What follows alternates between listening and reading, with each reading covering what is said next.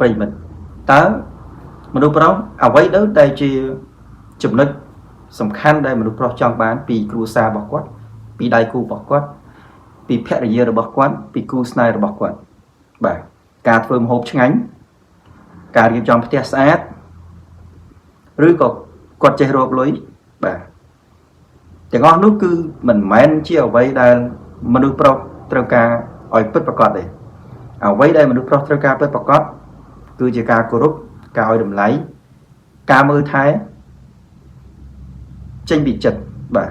ហេតុអីបានជាមនុស្សប្រុសចង់បានដៃគូដែលផ្ដល់នូវការគោរពឲ្យគាត់ខ្លាំងម្ល៉េះបងប្អូនត្រូវដឹងថាមនុស្សប្រុសសារធាតុរបស់មនុស្សប្រុសគឺចង់បានឲ្យ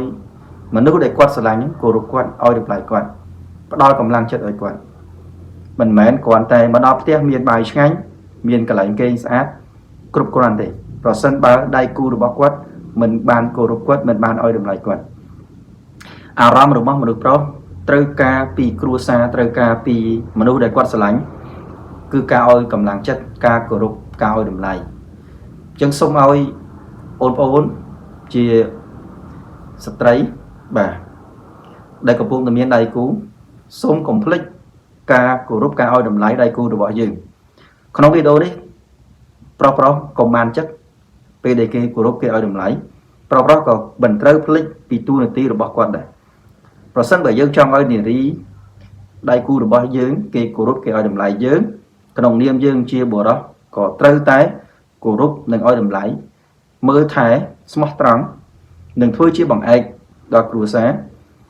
គ្រប់កលៈទេសៈជាពិសេសត្រូវឲ្យតម្លៃភរិយារបស់យើងឲ្យបានខ្ពស់បំផុត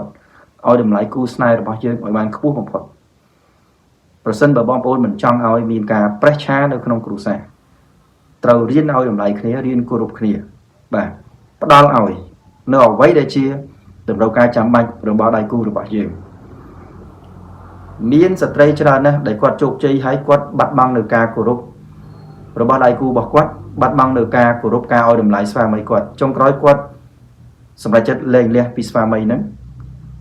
ចុងក្រោយស្វាមីក៏សម្រេចចិត្តលែងលះពីភរិយារបស់គាត់ដោយសារអីដោយសារតែពេលណាដែលគាត់ជោគជ័យគាត់ភ្លេចនៅតួនាទីរបស់គាត់ក្នុងការគោរពក្នុងការឲ្យតម្លៃមនុស្សដែលគាត់ស្រឡាញ់ហើយសារធាតុរបស់មនុស្សប្រុសនេះប្រសិនបើមកដល់ផ្ទះហើយនៅក្នុងផ្ទះគ្មានការគោរពគ្មានការឲ្យតម្លៃបើទោះជាមហូបឆ្ងាញ់ប៉ុណ្ណាក៏ដោយគឺមនុស្សប្រុសមិនសូវមានក្តីសុខទេបាទកន្លែងនេះដែលខ្ញុំចង់ចែករំលែកទៅដល់បងប្អូនស្ត្រីក៏ដូចជាបងស្ត្រីធ្វើម៉េចប្រសិនបើយើងចង់បានឲ្យផ្ទះរបស់យើងមានសុភមង្គលមានការគោរពត្រូវតែមានការគោរពគ្នាទៅវិញទៅមកគ្រួសាររុងរឿងក៏ដោយសារតែស្ត្រីដែរបាទហើយគ្រួសារនឹងរីកចម្រើនក៏ដោយសារបុរសដូចគ្នាមិនមែនតែស្ត្រីមួយខាងអាចទៅរួចទេណាសូមបុរសហ្នឹងក៏ត្រូវតែមើលពីចំណុចខ្វះខាតរបស់យើងដែរចំណុចល្អរបស់ភរិយាយើងមិនដាច់មើលទេបាទយើងត្រូវមើលចំណុចមិនសូវល្អរបស់គាត់ហើយយើងត្រូវជួយគាត់ជំរុញគាត់និងកែគាត់ហើយយើងក៏ត្រូវមើលថាអ្វីដែលគាត់មិនចូលចិត្តក៏យើងត្រូវតែព្យាយាមនៅឲ្យឆ្ងាយពីអ្វីដែលគាត់មិនចូលចិត្តដូចគ្នារឿងខ្លះភរិយាគាត់ចង់ឲ្យស្វាមីគាត់មានសុខភាពល្អគាត់មិនចង់ឲ្យទៅញ៉ាំស្រានៅខាងក្រៅរហេតរហូតវាបង្កឲ្យមានគ្រោះថ្នាក់បង្កឲ្យមានបញ្ហាដោយប្រការណាមួយក៏ប៉ុន្តែបុរសមួយចំនួនក៏គាត់អត់សូវ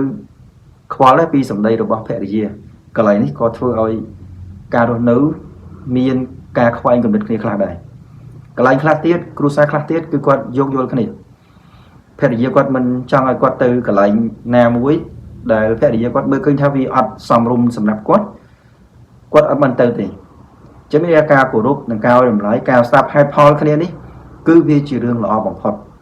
ប៉ុន្តែជារួមសូមឲ្យបងប្អូនស្ត្រីសូម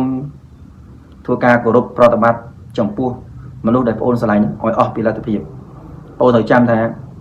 ប្អូនគ្រាន់តែចេះរៀបចំផ្ទះធ្វើបាយទឹកសម្លឆ្ងាញ់មិនស្មើនឹងបងប្អូនចេះគោរពចេះឲ្យតម្លៃមនុស្សដែលបងប្អូនស្រឡាញ់ទេបាទក្នុងវីដេអូនេះខ្ញុំចូលរួមចែករំលែកតែប៉ុណ្ណេះ បើសិនបើមានកំហុសខុសឆ្គងដោយប្រការណាមួយសូមមេត្តាខន្តីអភ័យទោសសូមអរគុណ